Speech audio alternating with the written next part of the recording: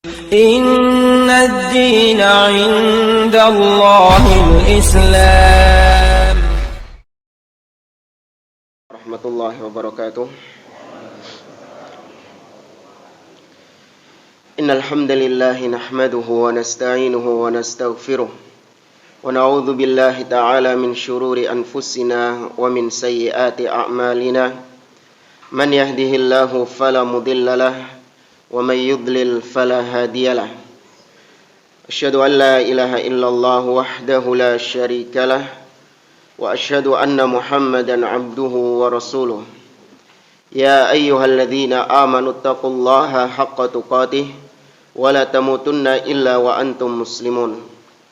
Ya ayyuhan nasu taqu rabbakumul ladzi khalaqakum min nafsin wahidah wa khalaqa minha zawjaha wa batha minhuma rijalan katsiran wa nisaa'a wattaqullaha alladzi tasaaluna bihi wal arham innallaha kana 'alaikum raqiba.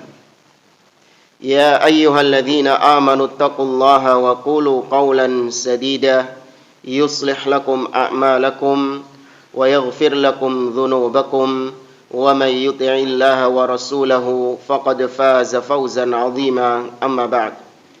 Fa inna asdaqal hadithi kitabullah wa khairal hadi hadi Muhammadin sallallahu alaihi wasallam wa syarrul umuri muhdatsatuha wa kullu muhdatsatin bid'ah wa kullu bid'atin dhalalah wa kullu dhalalatin finnar.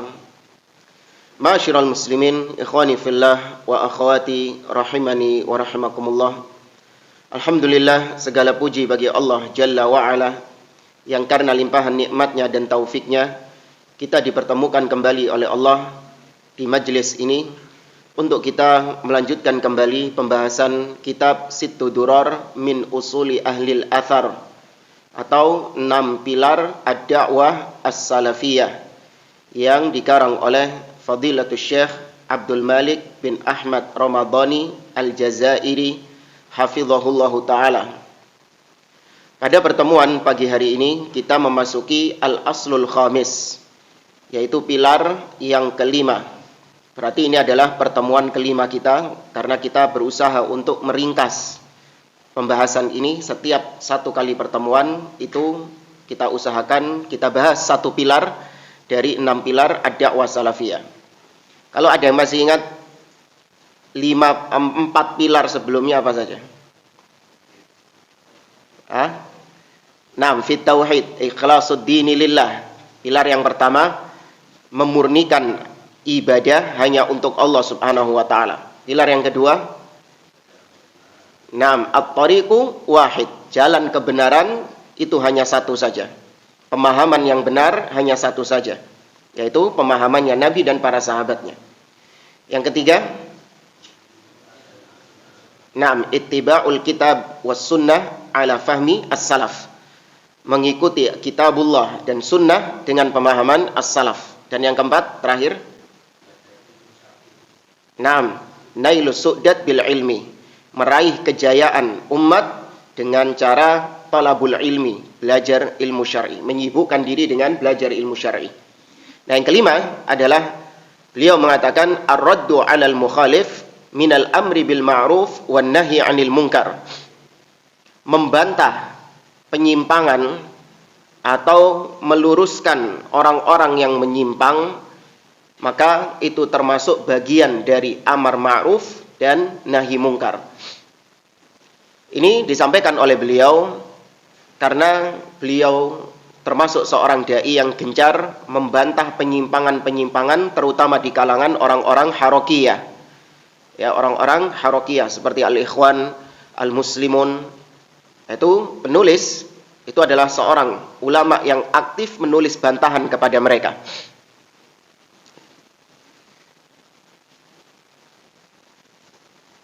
Itu model ini.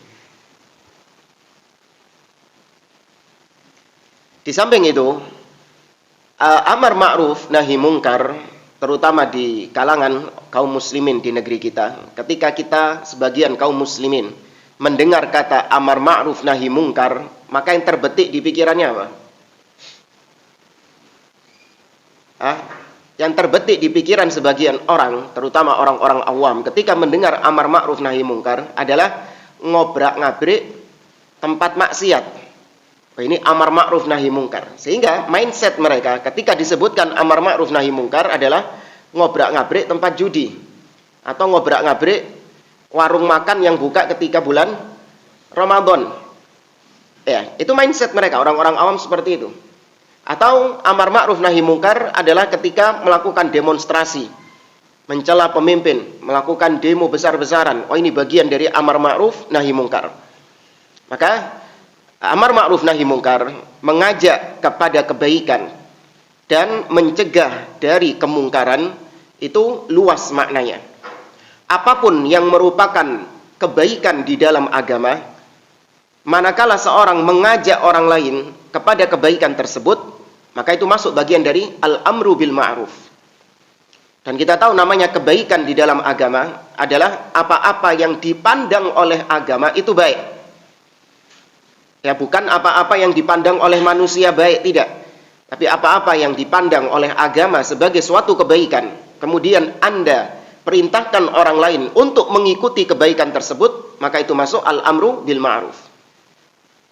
Termasuk juga ketika Anda memerintahkan kaum muslimin, mengajak kaum muslimin untuk bertauhid kepada Allah, untuk mengikuti sunnah Nabi SAW, untuk senantiasa taat beribadah kepada Allah Azza wa Jalla. Ini semua masuk al-amru bil ma'ruf. Adapun an-nahyu 'anil munkar, mencegah dari kemungkaran, maka sama, mungkar lawan daripada al-ma'ruf, segala sesuatu yang dipandang sebagai keburukan di dalam agama. Ya, bukan keburukan di mata manusia, tidak. Tapi keburukan di dalam agama. Apa yang Allah pandang buruk, apa yang Allah pandang itu sebagai sebuah kemungkaran, maka ketika kita mencegah manusia, melarang manusia, memperingatkan manusia dari perbuatan tersebut, maka itu termasuk bagian dari an-nahyu 'anil munkar. Seperti misalnya kita melarang kaum muslimin, mencegah kaum muslimin, memperingatkan kaum muslimin dari kesyirikan kepada Allah Subhanahu wa taala. Kita peringatkan mereka dari kebid'ahan di dalam agama. Baik bid'ah berupa akidah ataupun bid'ah berupa amaliyah, perbuatan, ibadah. Dan juga kemungkaran-kemungkaran yang sifatnya maksiat kepada Allah, seperti zina, khamr, ya, dan yang semisal dengannya. Itu yang akan dibahas di pertemuan ini. Sebenarnya pembahasan ini itu pernah sedikit kita singgung ketika saya pertama kali kajian di tempat ini. Bulan apa itu sudah? Pokoknya pertama kali saya ngisi kajian di tempat ini, itu pembahasannya seputar ini. Kalau nggak salah, judul yang disebarkan menyikapi kesalahan kaum muslimin, menyikapi kesalahan seorang muslim atau yang semisal dengan itu. Ya, bagaimana kita menyikapi kalau ada saudara kita yang berbuat kesalahan atau berbuat kemungkaran. Baik, jamaah rahimani wa rahimakumullah. Kata beliau, ihtajjatu ila an uassila li bahthi bi hadzal fasl li anna ba'd du'afa'in nufus wa qalilil ilm tudhiqu suduruhum 'inda mutala'atir rudud. Dhannan minhum anna dzalika aqrabu ilal wara' wasiyanati a'radil muslimin. Kata penulis, aku sangat perlu untuk membubuhkan pembahasan ini dalam satu bab tersendiri, karena aku melihat sebagian orang-orang yang lemah hatinya atau sedikit ilmunya, mereka itu ketika membaca bantahan-bantahan ulama kepada ahli bidah, maka hati mereka itu seakan-akan menyempit. Ya, sebagian orang yang disebut dengan al-awatif, al-atifiyun, yang beragama dengan menggunakan perasaan. Ketika membaca bantahan-bantahan para ulama kepada tokoh-tokoh ahli bidah, hati mereka itu menjadi panas, menjadi sempit. Kok ngini Islam itu ya? Kok ulama berkata kasar ya? Kok ulama sampai segitunya mentahdzir, memperingatkan orang ini dari kesesatannya? Maka sebagian orang mengatakan, saya nggak mau membaca, mempelajari tentang rudud. bantahan-bantahan itu. Sudah nggak perlu dibahas itu, bantahan-bantahan itu. Karena itu bisa memecah belah kaum muslimin. Bisa memecah belah persatuan. Ya, saya nggak mau pembahasan-pembahasan seperti itu, karena itu lebih menjaga hati saya. Itu lebih menjaga kehormatan kaum muslimin, katanya. Dianggapnya membantah syubhat, membantah penyimpangan, itu adalah sebuah keburukan, bukan bagian daripada agama. Padahal membantah keburukan itu merupakan bagian daripada agama. Yang mana agama ini tidak tegak apabila tidak ada ulama-ulama yang meluruskan penyimpangan-penyimpangan orang-orang yang sesat, yang meluruskan kekeliruan-kekeliruan sebagian orang. Kalau nggak ada mereka, tidak tegak agama ini, jamaah. Kemudian kata beliau, wa itlalatun sari'atun ala tarikhil ulama tunbika ala annahu lam yakhlu asrun minal usur minar raddi alal mukhalif walau kana min khairatil muslimin. Dan apabila Anda membaca sejarah Islam, apabila Anda membaca sejarah Islam, mulai dari zaman awal, zaman para sahabat, sampai zaman sekarang, tidak ada satu masa di rentang zaman itu, melainkan pasti ada ulama-ulama yang membantah penyimpangan-penyimpangan orang-orang yang menyimpang. Pasti ada, titenono, golek ono ta. Kalau Anda membaca sejarah, akan ada orang-orang yang membantah penyimpangan tersebut. Meskipun yang dibantah ini adalah orang-orang yang dikatakan sebagai manusia terbaik di zamannya, sebagai ulama besar di zamannya, ketika memang menyimpang dibantah sama para ulama yang lain. Di zaman Imam Ahmad ada seorang tokoh besar yang bernama Al-Harith Al-Muhasibi. Al-Harith Al-Muhasibi, dia itu dijuluki di zaman tersebut dengan julukan yang mentereng, Buhurul Ilm. Apa artinya? Lautan ilmu. Ya, Buhurul Ilm. Al-Harith Al-Muhasibi. Bahkan dia itu sangat lantang membantah Syiah Rafidhah. Sangat lantang membantah penyimpangan-penyimpangan. Namun ketika itu dia masuk dalam jurang kebid'ahan, yaitu dia belajar ilmu kalam, belajar ilmu filsafat, dan menyebarkan ilmu kalam dan ilmu filsafat, sehingga dia menjadi seorang yang punya pemikiran Mu'tazilah. Menjadi seorang yang punya pemikiran Mu'tazilah, padahal karya-karyanya banyak. Bagaimana sikap ulama di zaman tersebut? Di antaranya Imam Ahmad bin Hanbal rahimahullah ta'ala. Beliau mengatakan, iyyaka wal Harith Al-Muhasibi. Hati-hati engkau dengan Al-Harith Al-Muhasibi. Fa innahu mubtadi'un dhallun. Dia ahli bid'ah yang sesat. Gak ada urusan. Meskipun ini orang besar, orang yang punya gelar mentereng, tapi kalau menyimpang, diperingatkan oleh para ulama terhadap penyimpangan tersebut. Jamaah, saya belum menyebutkan tentang dalil-dalil yang berkaitan dengan poin yang satu ini. Harusnya di awal tadi. Kalau dari Al-Quran, seperti misalnya Allah mengatakan di dalam surat Ali Imran, Allah mengatakan, wal takun minkum ummatun yad'una ilal khair wa ya'muruna bil ma'ruf wa yanhauna 'anil munkar. Dan hendaklah sebagian kalian menjadi umat, suatu umat yang kalian mengajak manusia kepada kebaikan, memerintahkan mereka kepada yang ma'ruf, dan mencegah mereka dari kemungkaran. Itu dasar poin yang kelima ini. Demikian juga Allah subhanahu wa ta'ala mencela orang-orang yang tidak mencegah kemungkaran, alias diam terhadap kemungkaran, diam terhadap kesyirikan, diam terhadap kebid'ahan, diam terhadap penyimpangan-penyimpangan, dicela sama Allah, bahkan dilaknat.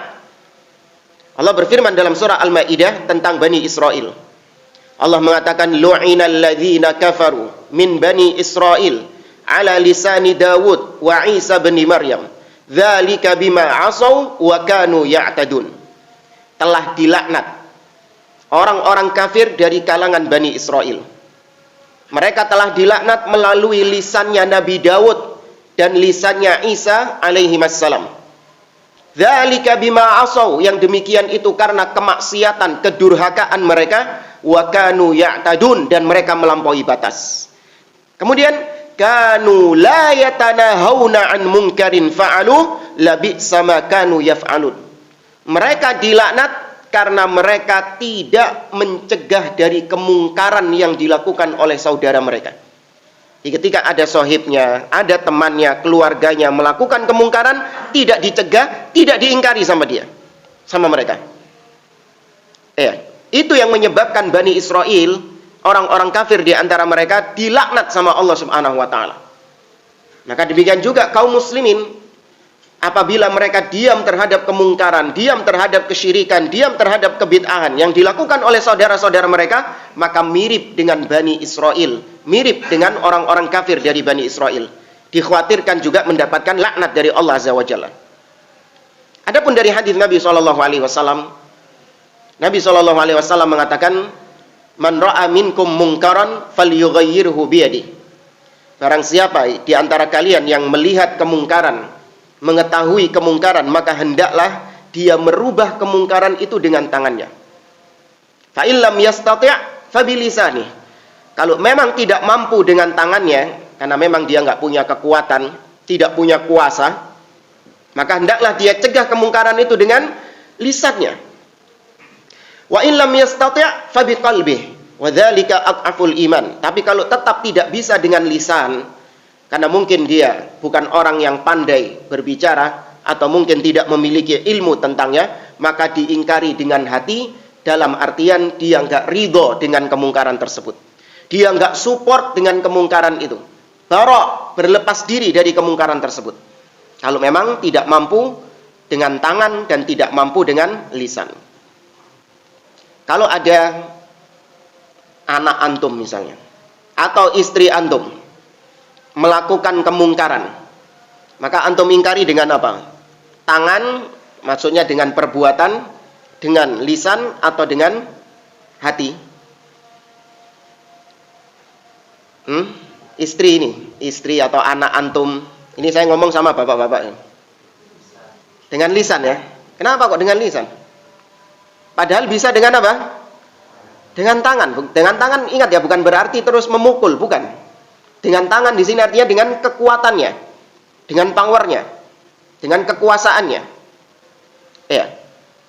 Bisa nggak seorang suami punya kekuatan nggak kepada istri dan anaknya? Bisa. Maka gunakan dengan tangan. Ya, misalnya anak melakukan kemungkaran, mungkin dia meninggalkan sholat atau tidak berpuasa di bulan Ramadan. Kalau memang dia sudah masuk usia-usia yang diwajibkan untuk melaksanakan hal tersebut, maka diingkari dengan tangan. Mungkin diancam nggak dikasih uang jajan, atau diancam apa misalnya, tidak diajak jalan-jalan, harus ada punishment, hukuman dengan tangan. Kalau kawan atau teman, memang kita nggak punya kekuatan, maka dengan lisan kalau mampu. Tapi kalau nggak mampu, diingkari dengan hati. Demikian juga para ulama. Sebagaimana tadi disebutkan, Anda tidak akan mendapati dalam sejarah Islam sejak zaman sahabat sampai zaman sekarang, melainkan pasti ada ulama-ulama yang vokal membantah penyimpangan, meluruskan penyimpangan. Itu bagian daripada penjagaan Allah terhadap agama ini. Allah mengatakan dalam surah Al-Hijr, kata Allah Subhanahu wa Ta'ala, "Inna nahnu nazzalna dzikra wa inna lahu lahafidhun." Sesungguhnya kamilah yang menurunkan Al-Quran, dan kamilah yang menjaga Al-Quran itu. Penjagaan Allah terhadap Al-Quran dari dua sisi. Sisi yang pertama, Allah menjaga teks Al-Quran. Allah menjaga bacaan Al-Quran dari penyimpangan-penyimpangan, dari penambahan-penambahan, dari pengurangan-pengurangan, dari korupsi-korupsi ayat. Sehingga tidak ada orang yang mampu untuk menambah ayat, menambah huruf, bahkan menambah harokat di dalam Al-Quran, karena Al-Quran ini dijaga sama Allah Subhanahu wa Ta'ala. Dengan apa Allah menjaga teks Al-Quran? Gimana caranya? Allah jadikan Al-Quran mudah dihafal. Walaqad yassarnal Qur'ana lidzikri fahal min muddakir. Dalam surah Al-Qamar. sungguh kami telah menjadikan Al-Quran ini mudah untuk diingat. Maka Allah munculkan para hufaz, para penghafal-penghafal Al-Quran. Allah mudahkan manusia untuk menghafal Al-Quran, bahkan sampai anak-anak kecil umur 5 tahun, 6 tahun hafal Quran, kalah sampean. Iya. Kalau ke Madinah, Masjid Nabawi misalnya, ada halakoh Quran, lihat halakoh yang anak-anak kecil. Itu mereka para hufaz, orang-orang anak-anak yang menghafal Al-Quran. Umur mereka 5-6 tahun. Allah jadikan mudah untuk menghafal Al-Quran. Tujuannya apa? Ketika ada orang yang menambahi Al-Quran, menambahi ayat, menambahi kalimat, menambahi huruf di dalam Al-Quran, konangan gak? Konangan. Ketahuan. Karena banyak yang menghafalnya. Kemudian yang kedua, Allah menjaga Al-Quran ini bukan hanya dari sisi teksnya, tapi dari sisi pemahamannya juga. Pemahaman terhadap Al-Quran itu tetap dijaga sama Allah Azza wa Jalla. Sehingga kalau ada orang-orang yang berusaha untuk menyelewengkan tafsir Al-Quran, menafsirkan Al-Quran dengan tafsir yang batil, maka Allah menjaga Al-Quran tersebut dari penafsiran-penafsiran yang batil itu. Dengan cara apa? Allah munculkan ulama yang membantah penyimpangan tersebut. Ya. Allah jadikan para ulama-ulama yang senantiasa vokal meluruskan penyimpangan-penyimpangan orang-orang yang menyelewengkan tafsir Al-Quran, menyelewengkan makna-makna di dalam Al-Quran. Kalau kita lihat di zaman para sahabat Nabi, di antara yang mengingkari kemungkaran banyak, tapi yang paling masyhur atau yang paling luar biasa adalah seorang sahabat, yaitu Abdullah bin Mas'ud radhiyallahu taala anhu. Abdullah bin Mas'ud mendapati di Basrah sekelompok manusia sedang melakukan zikir secara berjamaah dengan menggunakan kerikil-kerikil. Sudah tahu ya kisahnya? Ya. Kemudian diingkari sama Abdullah bin Mas'ud. Abdullah bin Mas'ud mengatakan, "Waihakum ya ummata Muhammad, ma asra'a halakatakum." Celaka kalian wahai umat Muhammad, alangkah cepatnya kalian binasa. Haula'i sahabatu nabiyikum sallallahu alaihi wasallam mutawafirun. Para sahabat Nabi kalian masih banyak di tengah-tengah kita. Wa hadhihi thiyabuhu wa hadhihi aniyatuhu lam tuksar. Bejana-bejana Nabi, perabotan-perabotannya Nabi masih belum rusak. Wa thiyabuhu lam yabla. Demikian juga pakaian-pakaian Nabi masih belum usang. Akuntum ala millatin hiya ahda min millati Muhammad au muftatihu babi dhalalah. Kalian ini melakukan perbuatan seperti ini, zikir berjamaah dengan kerikil-kerikil itu. Apakah kalian menganggap perbuatan kalian ini lebih baik daripada petunjuk yang dibawa oleh Nabi Muhammad SAW? Atau opsi yang kedua, memang kalian sengaja membuka pintu-pintu kesesatan? Ini pengingkaran yang keras dari Abdullah bin Mas'ud radhiyallahu taala anhu. Ya, dan banyak kisah-kisah para sahabat yang mereka vokal, lantang menyikapi penyimpangan-penyimpangan. Tidak seperti sebagian orang yang sok bijak di zaman sekarang yang mengatakan, sudahlah, kita nggak perlu membantah ahli bidah, kita nggak perlu membantah penyimpangan, karena musuh kita sekarang adalah Yahudi dan Nasrani, musuh kita sekarang adalah komunis, musuh kita sekarang adalah liberal. Jangan kita ini disibukkan dengan bantah-membantah di antara sesama kaum muslimin. Sering dengar kayak gitu? Yang berbicara seperti ini bukan orang awam kaum muslimin. Yang berbicara seperti ini adalah tokoh-tokoh, bahkan sebagiannya dikenal sebagai seorang yang katanya berada di atas manhaj salaf. Yang ngomong seperti itu seorang yang dianggap sebagai ustadz salafi. Nggak perlu membantah sesama kaum muslimin, karena fokus kita sekarang adalah Syiah, komunis, ya, kemudian liberal, Yahudi, Nasrani. Nggak lama diralat lagi sama dia. Ahlu sunnah membantah semuanya. Mencela-mencela dalam beragama. Baik, jamaah rahimani wa rahimakumullah. Di sini beliau membawakan beberapa ucapan para ulama yang berkaitan dengan poin yang kelima ini. Qala Abu Ali Ad-Daqqaq, berkata Abu Ali Ad-Daqqaq, as-sakit anil haq syaitanun akhras, wal mutakallim bil batil syaitanun natiq. Kata beliau, seorang yang diam dari kebenaran. Ya, dia tidak mau menjelaskan tentang kebenaran. Tahu, punya ilmu tentang tauhid, punya ilmu tentang sunnah, tidak mau dijelaskan kepada umat. Takut nanti dibully, takut nanti followersnya berkurang di Instagram itu loh, ya kan? Sebagian ustadz sekarang main Instagram. Nah, takut followersnya berkurang, takut nanti subscribernya berkurang di YouTube, nanti banyak dapat dislike. Ya, kalau gitu nanti nggak ada yang endorse, kan gitu kan? Kalau banyak like, kalau banyak subscriber, kalau banyak followers berarti banyak endorse. Tahu endorse? Ini bapak-bapak mungkin bingung, apa sih endorse sih? Apa endorse sih, coba? Sponsor ya? Iya. Nanti nggak ada yang nyponsori nanti. Sehingga dia menyembunyikan kebenaran. Maka kata Abu Ali Ad-Daqqaq, orang yang tahu kebenaran, kemudian dia diam terhadap kebenaran, itu ibarat setan yang bisu. Ibarat syaitan yang bisu. Dia tetap setan tapi bisu, tidak mau menjelaskan tentang kebenaran. Sedangkan yang berbicara tentang kebatilan, maka dia adalah setan yang berbicara. Jadi setan itu bukan cuma yang ngomong tentang kebatilan, berbicara tentang mengajak orang kepada syirik, ya kan? Yang menebarkan syubhat. Ini setan, tapi setan yang ngomong, setan yang berbicara. Nah, ada setan yang meneng tok. Apa itu setan yang diem tok? Meneng, nggak mau mengingkari kemungkaran, nggak mau menjelaskan yang hak itu hak, yang batil itu batil. Anak gak melok-melok wis. Yang penting anak sholat, yang penting anak ibadah, yang penting anak ini, sudah anak nggak mau ikut-ikut. Anak nggak mau ikut-ikut dunia persilatan katanya, dianggap dunia persilatan. Ya, membantah ahli bid'ah ini dianggap sebagai dunia persilatan. Anak nggak mau sudah ikut-ikut dunia persilatan. Sudahlah, fokus thalabul ilmi. Nggak usah sibuk dengan bantah membantah dengan ahli bid'ah, nggak usah sibuk dengan itu.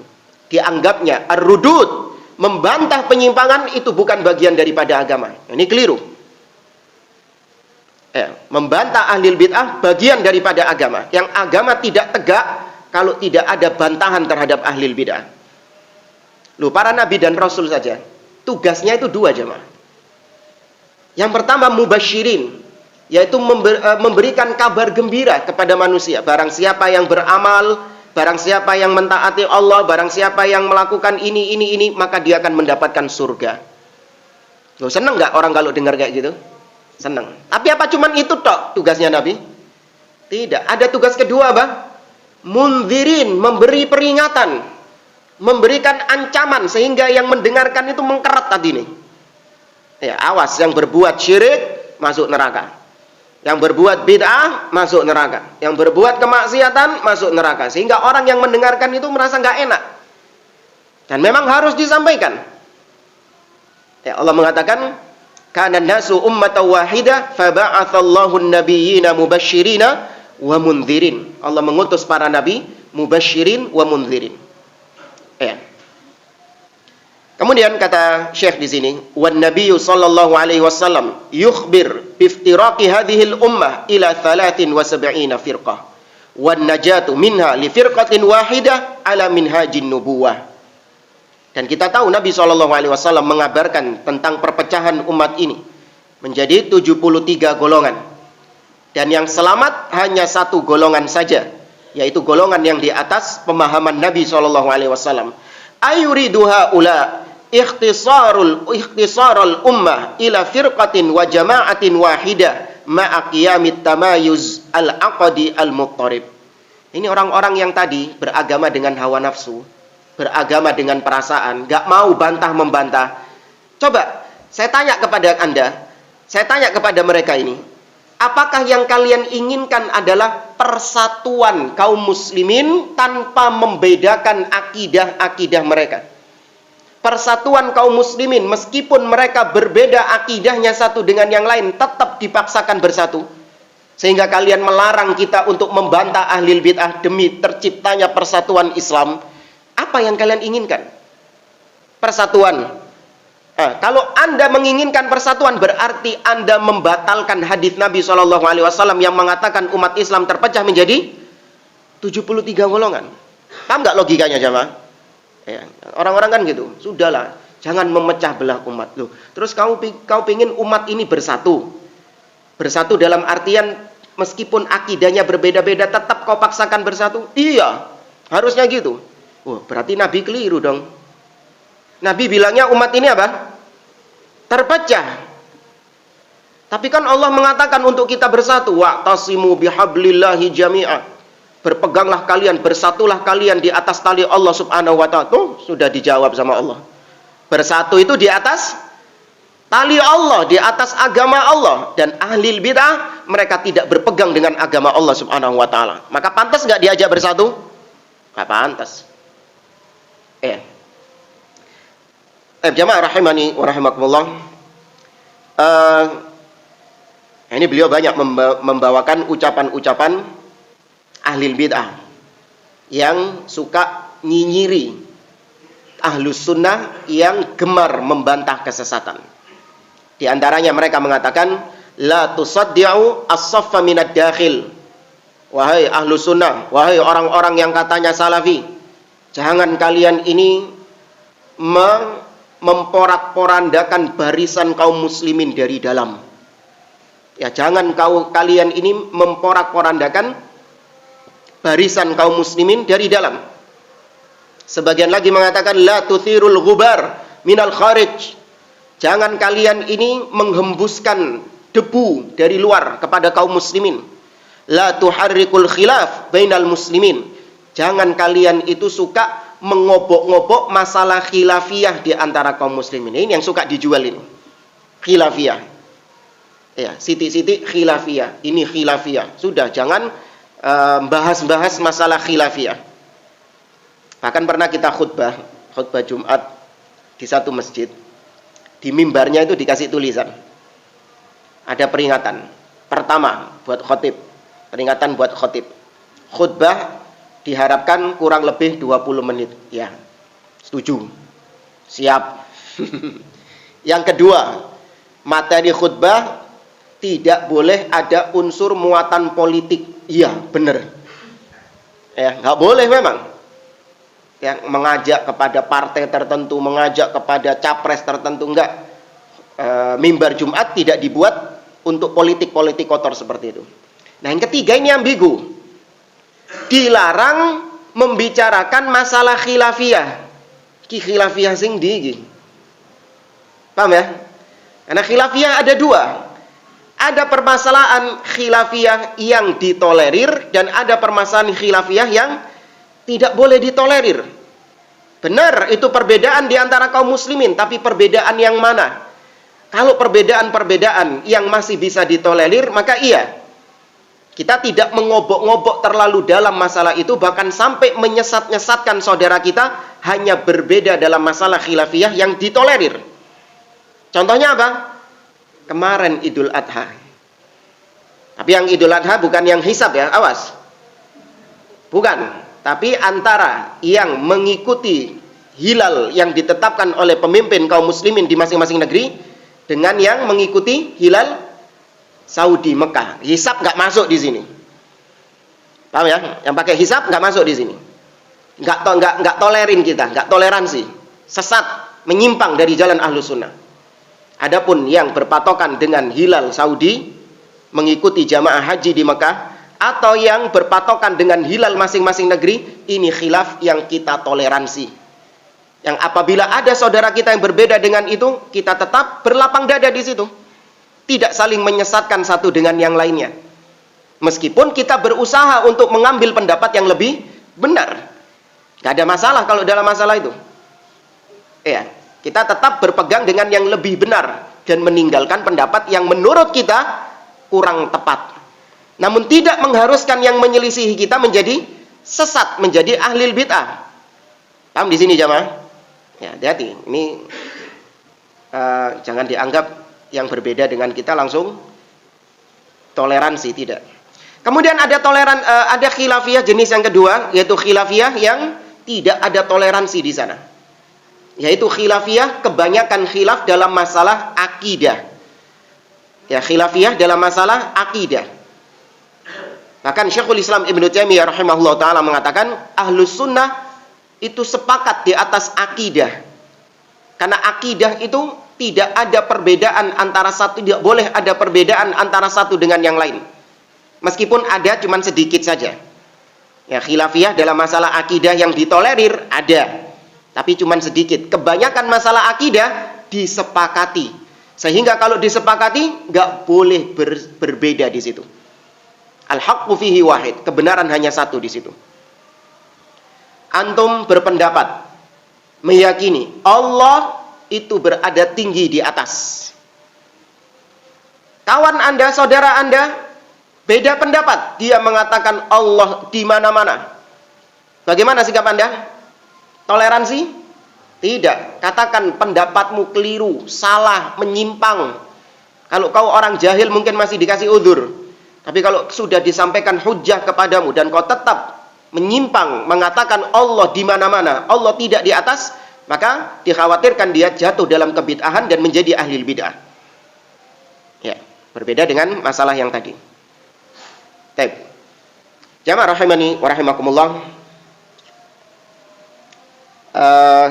Itu tadi dari Situ Duror. Sekarang kita ingin bawakan beberapa apa istilahnya ya? Ucapan sebagian orang yang anti terhadap rudud, anti terhadap bantahan-bantahan ulama kepada ahli bid'ah. Ya, kita bawakan beberapa saja. Yang pertama, mereka mengatakan kullun nas yukhti. Ya, semua manusia itu berbuat salah. Ya, semua manusia itu berbuat salah. Kullu bani Adam khata. Semua manusia itu berbuat salah. Maka sudahlah, kalau memang manusia ini berbuat salah, pasti berbuat salah. Nggak usah kau bantah kesalahan saudaramu. Nggak usah kau meluruskan kesalahan yang dilakukan oleh saudaramu itu. Karena semua manusia pasti berbuat salah. Maka ucapan ini itu dianggap oleh para ulama dengan ucapannya sama seperti ucapannya Khawarij kepada Ali bin Abi Thalib. Di mana Ali bin Abi Thalib mengatakan kalimatu haqqin urida biha batil. Ucapanmu benar, tapi yang kau inginkan di balik itu adalah kebatilan. Kesalahan yang kau katakan semua anak manusia, semua anak Adam itu pasti salah, benar nggak? Benar, tapi kesalahan apa yang sedang dibicarakan di sini? Karena Ahlus Sunnah tidak melihat banyaknya kesalahan, tapi yang dilihat oleh Ahlus Sunnah adalah jenis kesalahannya apa. Ya, karena ada sebagian orang mengatakan kan dia cuma sekali salah, masa langsung dianggap menyimpang, masa langsung dianggap sesat, masa langsung dianggap ahli bid'ah, bahkan sebagian dianggap kafir, keluar dari Islam. Kan cuma satu kesalahan. Maka ambigu ini. Kesalahan apa yang kau maksud? Apakah dia kesalahan yang menyebabkan seseorang murtad keluar dari Islam? Ataukah kesalahan yang menyebabkan seorang keluar dari Ahlus Sunnah menjadi ahli bid'ah? Ataukah kesalahan yang menyebabkan seseorang menjadi ahli maksiat? Ya, ahli maksiat, yaitu menjadi orang fasik. Ataukah kesalahan yang dia tidak menjadi apa-apa di situ? Contoh, kesalahan yang menjadikan seseorang murtad keluar dari Islam. Apa? Syirik kepada Allah Subhanahu wa taala. Satu tok, sekali tok bisa ikut tok syirik ya. Iya, lainnya baik semua. Bagaimana antum menghukuminya? Musyrik setelah ditegakkan hujjah ya tentunya ya. Kita bicara di sini setelah ditegakkan hujjah dan ini hukum secara umum. Musyrik dia meskipun pisan tok. Kemudian ketika tadi ada orang yang mengatakan bahwa Allah di mana-mana. Maka ini kesalahan jenis apa? Bid'ah. Karena Ahlus Sunnah sepakat Allah di atas. Kemudian yang ketiga, kesalahan berupa kemaksiatan. Dia minum khamr, auzubillah, dia berzina, dia judi dan yang lainnya. maka menjadikan seorang dari ahli ta'ah menjadi ahli maksiat. Dan ada kesalahan yang tidak merubah status seseorang. Dia tetap ahlus sunnah, muslim, mukmin, ahli ta'ah. Kesalahan apa ini? Kesalahan dalam ijtihad. Ya, kekeliruan dalam ijtihad. Seperti tadi, antum berpegang dengan pendapat misalnya yang benar adalah mengikuti ketetapan hilal masing-masing negeri. Itu pendapat yang antum pegang. Berarti melazimkan pendapat yang mengikuti Saudi, mau nggak mau juga harus antum salahkan. Ya kan? Nah, tapi orang yang mengikuti ketetapan hilal Saudi untuk Idul Adha, dia jadi musyrik nggak? Tidak. Jadi ahli bid'ah? Tidak. Jadi ahli maksiat? Tidak. Tetap salah, tapi salahnya jenis salah ijtihad. Kata Nabi SAW, "Idza ijtahadal hakim fa asaba falahu ajran, wa in akhta'a falahu ajrun wahid." Apabila ada seorang dia berusaha untuk berijtihad, ternyata ijtihadnya benar, dia mendapatkan 2 pahala. Tapi kalau ijtihadnya salah, mendapatkan 1 pahala. Ya, tetap kesalahan seperti ini itu tidak menjadikan dia berubah statusnya. Nah, ente yang mengatakan semua anak Adam itu salah, maka jangan saling membantah satu dengan yang lain. Ini kesalahan mana? Kesalahan mana dulu? Kalau kesalahan yang pertama harus diingkari. Kalau kesalahan yang kedua harus diingkari juga. Iya, kesalahan yang mana dulu yang kau inginkan? Ya, ini sebagian orang yang ingin untuk menghilangkan sunnah, membantah ahli bid'ah, bagian daripada agama, ingin dijauhkan dari kaum muslimin. Nah, kemudian jamaah rahimani wa rahimakumullah,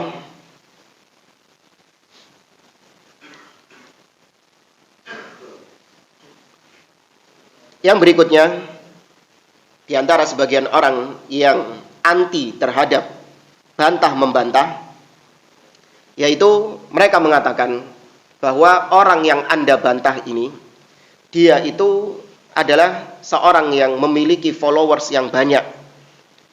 Dia punya jamaah yang banyak. Dia itu seorang yang terhormat. Berarti kalau Anda mengatakan dia ini salah, maka yang salah itu Anda. Loh, kok bisa? Iya. Coba lihat sekarang.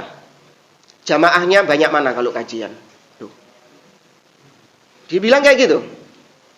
Coba lihat fulan yang kau bantah, yang kau katakan dia ini menyimpang akidahnya. Lihat kalau kajian berapa yang hadir. Ribuan, bahkan mungkin jutaan yang hadir. Sedangkan kau yang membantah dia, yang hadir kajianmu cuma segelintir orang. Berarti yang salah kau, bukan yang kau bantah itu. Gitu. Ada nggak? Ya gitu. Ada orang-orang tadi, atifiyun, yang beragama dengan menggunakan perasaan. Maka dijawab oleh para ulama, inna kathratal atba' la yadullu ala sihhati da'wah. Sesungguhnya pengikut yang banyak, followers yang banyak, itu tidak menunjukkan bahwa dia di atas pemahaman yang hak. Ini pernah kita sampaikan di poin yang ke-2 kalau nggak salah. At-Thariqu Wahid. Di antaranya Allah Azza wa Jalla banyak mencela pengikut yang banyak di dalam Al-Quran. Mencela mayoritas di dalam Al-Quran. Allah mengatakan dalam surah Al-An'am, wa in tuti' aktsara man fil ardi yudilluka an sabilillah. Apabila kalian mengikuti kebanyakan orang di atas muka bumi ini, maka mereka akan menyesatkanmu dari jalan Allah Subhanahu wa taala. Allah juga mengatakan faminhum muhtadin wa katsirun minhum fasiqun. Di antara mereka ada yang Allah beri petunjuk, tapi mayoritas, kebanyakan mereka itu fasik. Mayoritas itu tidak menjamin kebenaran. Ya, dari mana kemudian seorang di zaman sekarang menjadikan banyaknya followers, banyaknya pengikut itu sebagai mi'yar, mizan, sebagai timbangan barometer benarnya dakwah seseorang? Dari mana? Bahkan Nabi SAW menyebutkan tentang ahlus sunnah itu terasing. Terasing itu artinya apa? Minoritas atau mayoritas? Minoritas. Nabi mengatakan bada'al islamu ghariban wa sayaudu ghariban kama bada'a fatuba lil ghuraba. Kata Nabi, Islam datang dalam keadaan terasing dan akan kembali dalam keadaan terasing, maka beruntunglah bagi orang-orang yang terasing itu.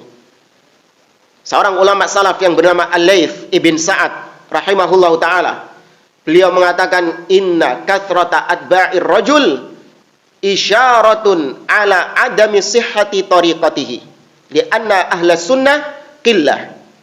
Kata beliau, sesungguhnya banyaknya followers seseorang itu justru isyarat bahwa dakwahnya dia nggak beres. Ingat ya, isyarat, meskipun nggak boleh dipastikan. Itu tanda, harus ada kecurigaan. Jangan-jangan dakwahnya dia ini nggak beres. Jalan yang dia tempuh nggak beres. Kenapa? Karena ahlus sunnah itu minoritas jika dibandingkan dengan ahlil bid'ah. Ya. Maka mungkin kalau Anda melihat ada seorang dai punya followers yang banyak, di Instagram followersnya banyak, di YouTube banyak yang subscribe, ya, kemudian kalau yang kajian yang hadir banyak. Ya, ketika Anda melihat seperti itu, patut dicurigai metode dakwahnya, konten dakwahnya, apakah sesuai dengan dakwahnya Nabi SAW atau dia merubah konten-konten dakwah yang disukai sama jamaahnya. Ya pantas banyak yang seneng. Kenapa? Karena ngikuti pasar. Ya kan? Pantas banyak jamaahnya karena sang ustadz mengikuti pasar. Pasarnya ini apa sekarang? Orang-orang lagi seneng-senengnya mengkritik pemimpin, maka dia ikut mengkritik pemimpin. Banyak nggak yang suka sama dia? Banyak. Nih pasarnya sekarang orang-orang yang suka dengan riba misalnya, ya, yang berbisnis riba ini, katakan yang di hadapan saya ini riba semuanya. Berani nggak atau mungkin nggak sang dai tadi menyampaikan tentang hadis-hadis ancaman pelaku riba? Disampaikan ancaman pelaku riba, bahwasanya riba itu memiliki ancaman, sebagaimana Nabi SAW mengatakan dosa terendah, dosa yang paling ringan bagi pelaku riba, ayyazniyar rajulu ummahu, seperti dosa dia berzina dengan ibunya sendiri. Ya, kira-kira followersnya menurun drastis nggak? Ya, ketika disampaikan kepada pelaku riba gitu, drastis. Ya. Maka pantas pengikutnya banyak. Atau dia tidak mengingkari kemungkaran, tidak mengingkari kesyirikan, tidak mengingkari kebid'ahan. Iya. Tidak diingkari sama dia.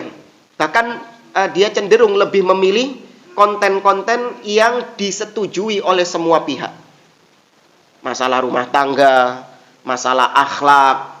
Ya, semua orang seneng nggak? Setuju nggak dengan konten-konten seperti itu? Setuju.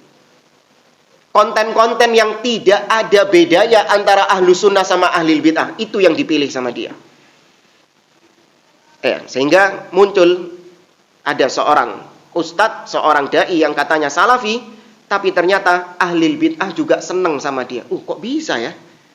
Biasanya ahli bid'ah itu membenci ahlu sunnah, nggak suka dengan ahlu sunnah, berusaha untuk memadamkan cahaya sunnah. Tapi kok ada katanya ustadz sunnah, ustadz salafi digemari sama ahli bid'ah. Ternyata yang disampaikan oleh sang ustadz ini adalah perkara-perkara yang memang di situ bukan titik perbedaan antara ahli sunnah dengan ahli bid'ah. Masalah rumah tangga misalnya, ada bedanya nggak sih sama ahli bid'ah? Ahli sunnah ada bedanya nggak sama ahli bid'ah dalam masalah rumah tangga? Ada bedanya. Apa kalau ahli bid'ah itu suaminya disuruh nyusui anaknya, istri suruh kerja di luar? Gitu konsepnya ahli bid'ah? Tidak, sama saja. Ya, bukan berarti ahlu sunnah itu menghindari pembahasan masalah rumah tangga, tidak. Tapi bukan itu inti dakwah ahlu sunnah. Bukan itu fokus dakwah ahli sunnah. Fokus dakwah ahli sunnah adalah tauhid, akidah, ya, manhaj as-salaf. Itu yang digencarkan kepada kaum muslimin. Itu makanan sehari-harinya ahli sunnah itu. Sebagaimana orang Indonesia tidak dikatakan makan kalau belum makan nasi. Maka ahlu sunnah salafi, yang mengaku ahlu sunnah, yang mengaku salafi, Anda tidak dikatakan ngaji sunnah, ngaji salafi kalau tidak mempelajari akidah dan manhaj salaf. Jangan ngaku salafi, jangan ngaku ahlu sunnah kalau ngajinya cuma ngaji-ngaji masalah akhlak, nggak mau ngaji akidah, nggak mau ngaji tentang asma wa sifat, nggak mau ngaji tentang manhaj ahlu sunnah bagaimana, sibuk dengan perkara-perkara demikian. Maka jangan ngaku sebagai ahlu sunnah. Karena ahlu sunnah nutrisinya sehari-hari adalah tauhid, akidah, manhaj, dan pembahasan-pembahasan demikian. Sesekali di samping itu tetap belajar masalah rumah tangga, masalah akhlak, tapi porsinya harus lebih banyak akidah dan manhaj. Seperti tadi orang Indonesia itu belum makan kalau tidak makan nasi, kalau belum makan nasi. Meskipun sesekali dia makan roti, makan kebab, makan omongan pizza, itu makanan sehari-hari enggak? Bukan. Ada pernah beberapa tahun yang lalu di bulan Ramadan. Ini kita lagi di masjid menunggu adzan berbuka puasa. Ketika itu kebetulan yang ngantar makanan ke masjid itu, Masya Allah, melimpah ruah. Berbagai macam kue, berbagai macam es disediakan di situ. Kita punya satu kawan, dia itu sudah ngambil kue-kue banyak. Biasanya kalau takjil bahasa kita itu kan kue-kue dulu. Nanti habis sholat baru dibagikan sekue, baru dibagikan nasinya gitu. Sudah dia ambil kue-kue itu banyak sekali diambil sama dia. Demikian juga esnya, ada es campur, ada es ini, diambil semua sama dia. Pas azan berkumandang, entek jamaah. Dintek sama dia. Ake mangannya hari ini. Habis itu. Sudah sholat. Setelah sholat tak kira langsung pulang dia. Karena sudah kenyang tadi makan kue segitu banyak. Ketika pembagian sego, jupuk deh. Tak bilang lu, kon lak mari mangan ake mau. Aku durung mangan. Lihat jawabannya dia. Durung mangan aku. Apa maksudnya belum makan? Nasi. Maka ahlu sunnah juga gitu. Belum ngaji akidah, belum ngaji tauhid, maka dikatakan belum ngaji. Durung ngaji kon. Duh, anak sudah ngaji ini, anak sudah ngaji adab, ngaji akhlak, ngaji fikih, ngaji tauhid sudah. Enggak sih, durung ngaji kon. Belum ngaji kau. Karena ahlu sunnah itu makanan sehari-harinya adalah tauhid, akidah. Itu yang difokuskan sama ahlu sunnah. Baik, jamaah rahimani wa rahimakumullah. Kemudian sebagian orang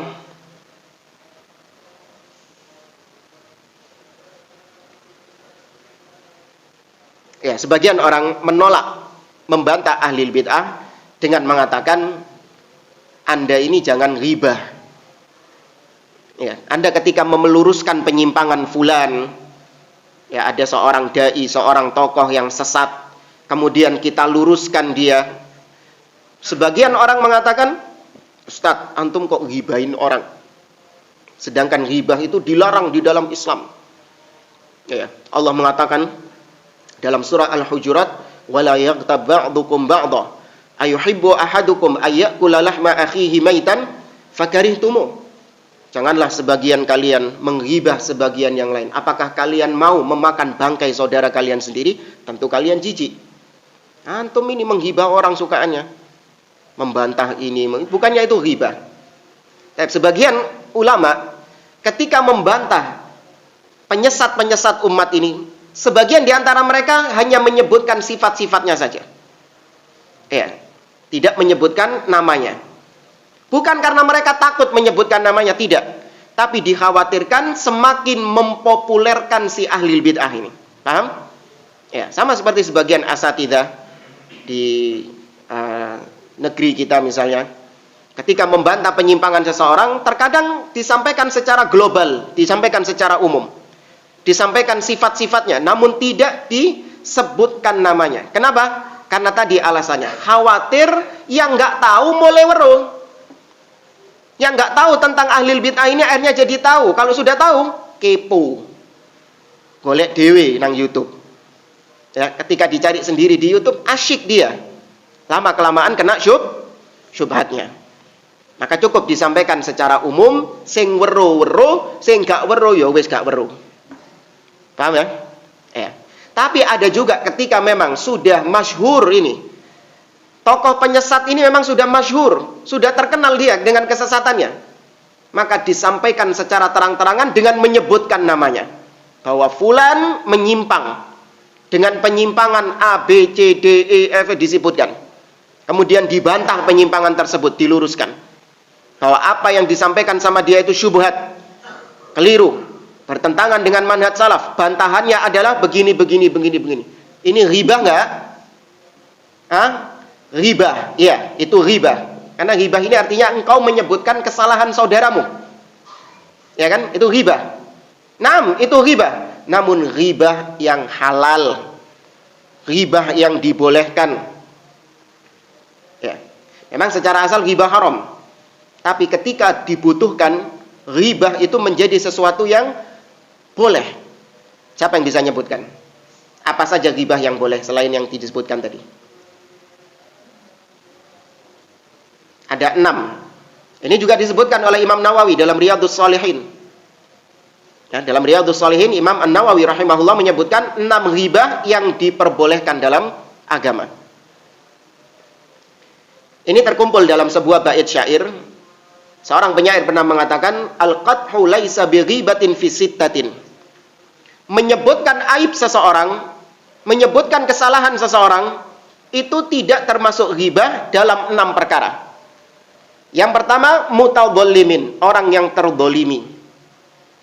Antum didolimi sama orang. Ya, misalnya antum apa misalnya? Antum lagi bisnis sama teman Anda, join, kongsi. Ternyata ketika mendapatkan keuntungan, keuntungannya ini dibawa semua sama teman Anda, kabur, ditipu Anda. Ya, maka Anda lapor polisi. Pak, saya ditipu. Saya diajak bisnis tapi ternyata bisnis bodong. Modal saya dibawa sama orang tersebut. Ya, polisinya diketik sama polisinya. Ya, siapa namanya orangnya? Aduh Pak, jangan gibahin orang Pak. Gitu ya. Afwan Pak, anak nggak berani nyebut nama, takut ghibah. Gimana harusnya? Sebutin namanya siapa? Fulan. Nek ana fotoe dudukno fotone iki Pak wonge Pak. Inam itu ghibah. Kau menyebutkan tentang aib saudaramu. Apa aibnya dia? Menipu Anda. Itu aibnya dia. Anda sebutkan kepada Pak Polisi. Tidak ada masalah. Kalaupun itu dikatakan ghibah, yo ghibah. Tapi ghibah yang diperbolehkan karena kondisi yang mengharuskan. Tapi cukup masalah itu saja. Jangan ngerambat ke masalah aib-aib yang lain. Awas. Paham ya? Meskipun dibolehkan, jangan terus kebablasan. Iya Pak, Fulan bin Fulan itu Pak. Memang dia itu Pak ya. Dulu itu Pak, dia itu memang suka gini Pak. Memang dia itu ludowo. Enggak cukup problemmu, masalahmu saja itu apa. Ya sudah itu, aibnya itu sebutkan. Kemudian yang kedua, hibah yang diperbolehkan adalah mustaftin. Orang yang minta fatwa. Baik minta fatwa kepada ulama atau minta fatwa kepada orang yang ahli dalam bidang dunia. Misalnya kepada ulama, Anda istri biasanya tanya kepada, nggak mesti ulama ya, intinya orang yang punya ilmu. Suami saya mengatakan kepada saya untuk saya kembali ke rumah orang tua. Apakah itu sudah jatuh talak? Ya, apakah itu sudah jatuh talak? Itu disebutkan. Problem rumah tangga, aib rumah tangga harusnya nggak boleh disebar ya. Aib rumah tangga nggak boleh disebar. Tapi dalam rangka untuk meminta fatwa disebar. Suami saya itu pelit, ya, tidak mencukupi nafkah saya. Padahal dia punya uang, bukan nggak punya uang. Pelit dia. Kalau ngasih uang belanja sidik, padahal duitnya akeh. Maka apakah boleh aku mengambil uangnya tanpa sepengetahuannya? Ini seperti kisah siapa? Hindun, barakallahu fiik. Hindun bintu Utbah. Disebutkan suaminya Abu Sufyan pelit. Inna Abu Sufyan rajulun syahih. Abu Sufyan orang yang pelit. Maka Nabi tidak mengingkarinya. Atau masalah duniawi misalnya. Tanya ke dokter. Seorang istri misalnya, dia itu sedang mengandung. Kemudian terjadi cekcok dalam rumah tangga. Sampai akhirnya suami memukul istrinya. Ya, memukul istrinya sampai istrinya terjatuh. Maka ketika itu dia datang ke dokter, si istri ini menyebutkan aib suaminya. Dok, saya ini ditendang sama suami saya. Apakah kandungan saya ini masih baik, dok? Ya, apakah kandungan saya ini masih baik? Saya ditendang sama suami saya. Atau mungkin seorang istri dia tidak kunjung memiliki keturunan, ya tidak kunjung memiliki keturunan, maka dia minta fatwa kepada dokter. Nah, salah satu yang ditanya sama dokternya adalah aib suaminya. Nah, ini nggak masalah. Kemudian yang ketiga adalah wa muhadzir, orang yang mentahdzir. Nah, ini yang kita bahas ini. Yaitu yang ngasih peringatan kepada orang lain. Awas, fulan itu menyimpang. Fulan itu akidahnya sesat, tidak di atas manhaj salaf dengan bukti ini dan ini. Ya, maka ghibah, iya ghibah. Tapi diperbolehkan. Kemudian yang yang keempat adalah wa mu'arrifin, orang yang memperkenalkan.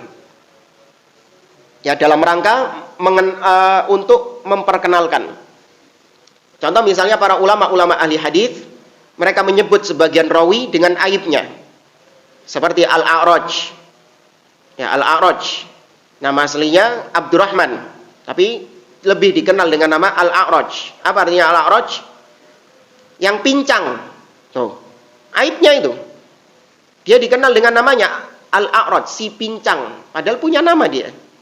Nah, itu nggak apa-apa. Kenapa? Untuk memperkenalkan bahwa perawi ini punya perbedaan dengan perawi yang lain.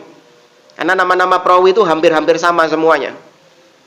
Ya kan? Yang belajar ilmu hadis itu yang paling ruwet adalah ngapalkan nama perawinya. Ya, makanya luar biasa ada orang-orang ulama-ulama yang diberi ilmu oleh Allah Subhanahu wa taala, dia mampu untuk menghafal para perawi-perawi hadis beserta masa hidup mereka, beserta bagaimana penilaian para ulama terhadap perawi tersebut. Karena nama-nama perawi itu orang-orang Arab apalagi itu namanya diwolak-walik. Muhammad bin Ahmad. Ya, ada lagi namanya Ahmad bin Muhammad. Beda orang lagi. Apalagi kalau punya anak, namanya juga nama kakeknya dipakai. Ahmad bin Muhammad bin Ahmad bin Muhammad bin Ahmad terus. Iya, coba. Ya, pernah tahu kayak gitu enggak? Iya, nama kakeknya dipakai sama dia. Nah, itu ruwet ngapalkan kayak gitu. Nah, maka untuk memperkenalkan tadi ada namanya Al-A'raj atau Al-A'mash dan yang semisal. Yang kelima yaitu bolehnya kita menyebutkan aib saudara kita bolehnya kita menyebutkan aib saudara kita dalam kondisi yang kelima adalah wa mujahir fisqan, yaitu orang yang terang-terangan melakukan kefasikan. Ada seorang minum khamr di pinggir jalan. Ditampakkan, bangga menampakkan kalau dia minum khamr. Atau dia bikin status WA. Ya, gambarnya dia minum khamr, dijadikan foto profil sama dia. Berarti dia tampakkan aibnya kan? Ya, boleh Anda ghibahin itu. Fulan minum khamr. Enggak apa-apa. Kenapa? Karena dia sendiri enggak menganggap itu sebagai aib. Beda kalau misalnya dia sembunyi-sembunyi, enggak boleh antum ghibahin dia. Dia sudah sembunyi-sembunyi misalnya minum khamrnya di kamar. Terus sampean pergoi, konangan. Ya, yang tahu cuman Anda tok. Nah, maka di situ nggak boleh Anda keluarkan kepada orang lain. Anda sebarkan aibnya kepada orang lain. Saya ngelihat fulan itu minum khamr di kamarnya. Nggak boleh. Ya, yang wajib bagi Anda adalah menasehatinya langsung, bukan menasehati di depan umum. Tapi kalau aibnya ini memang sudah disebarkan sama dia, maka mengingkarinya juga harus di depan umum. Maka orang-orang yang menyimpang itu, yang suka mengeluarkan syubhat, maka membantahnya gimana? Langsung 4 mata atau membantah di depan umum?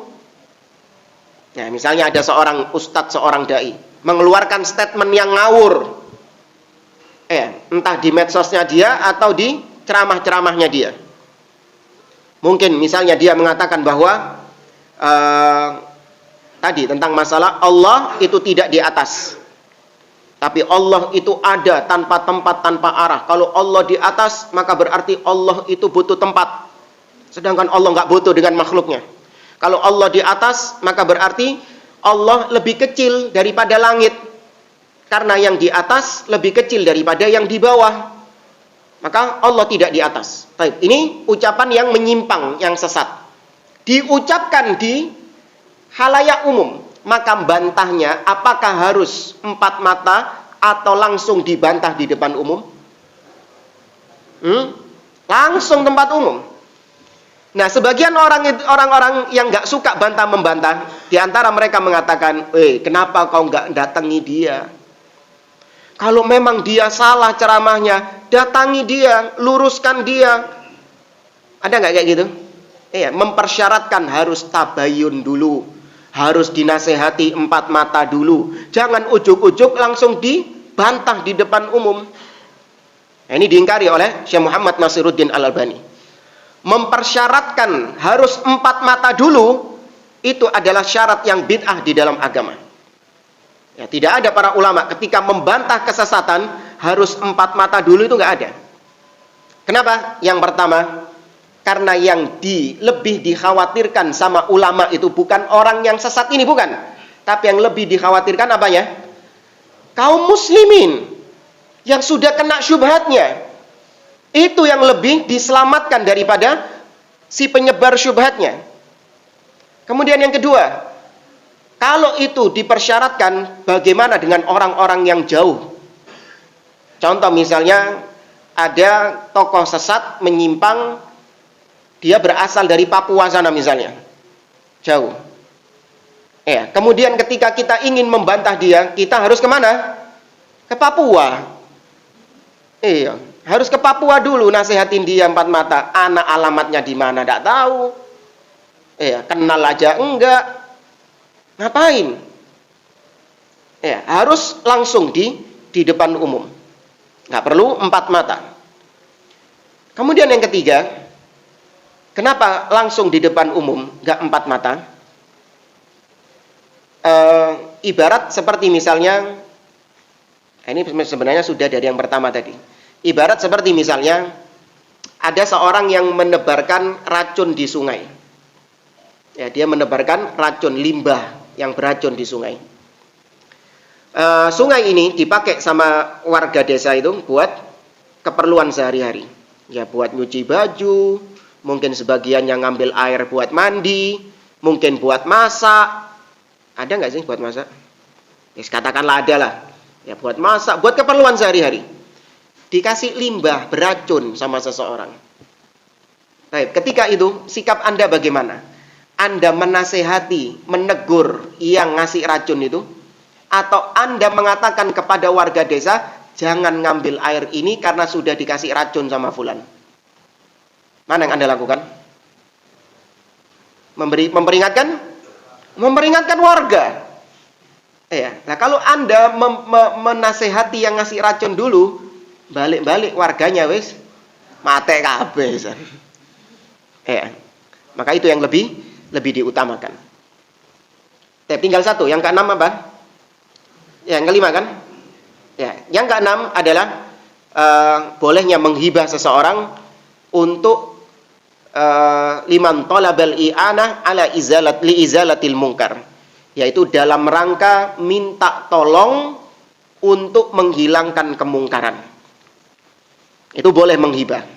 Contoh, di perumahan Suko Asri ini ada satu orang warga yang dia ini mau berencana mengadakan Yang dia itu bukan berencana, dia itu mengadakan kumpul-kumpul bersama teman-temannya di rumahnya. Party gitulah. Ya kan, lanang wedok campur kabeh, ya khomer apa di sana semua. Maka Anda khawatir dengan track recordnya dia ini, Anda khawatir mungkin di sana terjadi perzinahan, mungkin di sana terjadi kemungkaran-kemungkaran. Maka Anda lapor sama Pak RT. Atau mungkin Anda ngomong di grup WA perumahan situ. Grup WA kan biasanya perumahan ono grup WA-nya. Anda katakan di situ bahwa fulan sekarang sedang party di rumahnya sama teman-temannya. Ya, sekarang sedang party di rumahnya. Tolong buat Pak RT atau aparat atau siapa untuk menghentikan kemungkaran tersebut. Disebutkan namanya dan disebutkan aibnya apa. Boleh nggak? Boleh. Untuk menghilangkan kemungkaran. Baik, jamaah rahimani wa rahimakumullah. Antum mendapatkan hadis sahih sekarang ini. Antum mendapatkan hadis sahih. Sahih Bukhari, Sahih Muslim itu dipilih-pilih sama para ulama, mana yang sahih, mana yang dhaif. Ya kan? Dari mana antum bisa menikmati hadis sahih sekarang? Dari ghibahnya para ulama. Jadi kalau pengen tahu bagaimana dahsyatnya ghibah menghibahi orang-orang yang menyimpang, itu hadis Nabi yang kita nikmati sekarang. Kalaulah para ulama-ulama ahli hadis ngikuti orang-orang yang katanya sudahlah jangan ghibahin orang, gak jadi kitab hadis. Gak jadi kitab-kitab hadis, Pak. Karena untuk menentukan hadis sahih, hadis dhaif, itu dengan melihat perawinya yang meriwayatkannya. Ketika periwayat ini punya cacat, disebutkan cacatnya apa? Makanya ketika ada perawi, dikatakan oleh para ulama, perawi ini kadzab, dia itu dikenal pendusta. Ghibah enggak itu? Ghibah. Maka status hadisnya jadi apa? Dhaif.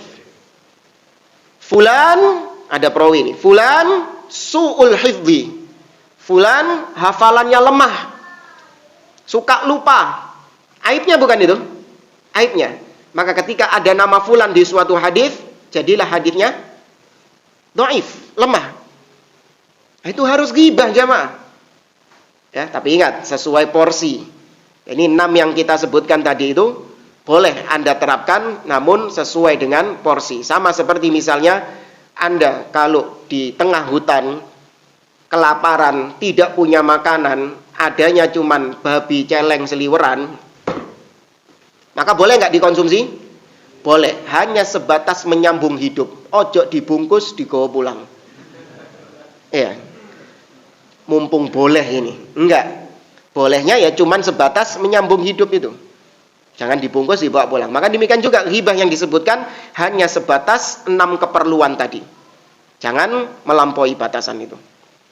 Tapi sebenarnya ini banyak beberapa syubhat-syubhat orang-orang yang menolak adanya bantah-membantah, tapi dengan hawa nafsu dia menolaknya. Ya, fulan ini kan dia berkhidmat buat Islam. Kok antum bantah? Fulan ini kan punya kebaikan juga. Kok antum bantah? Harus fair dong. Kalau nyebutin keburukannya juga harus nyebutin kebaikannya. Ini namanya muwazanah. Ya, ada sendiri pembahasan tentang hal itu. Cuman waktunya nggak cukup, maka saya cukupkan sampai di sini. Wallahu taala a'lam. Saya akhiri, subhanakallahumma wa bihamdik asyhadu an la ilaha illa anta astaghfiruka wa atubu ilaik wa akhiru da'wana anil hamdulillahi rabbil alamin. Wassalamualaikum warahmatullahi wabarakatuh.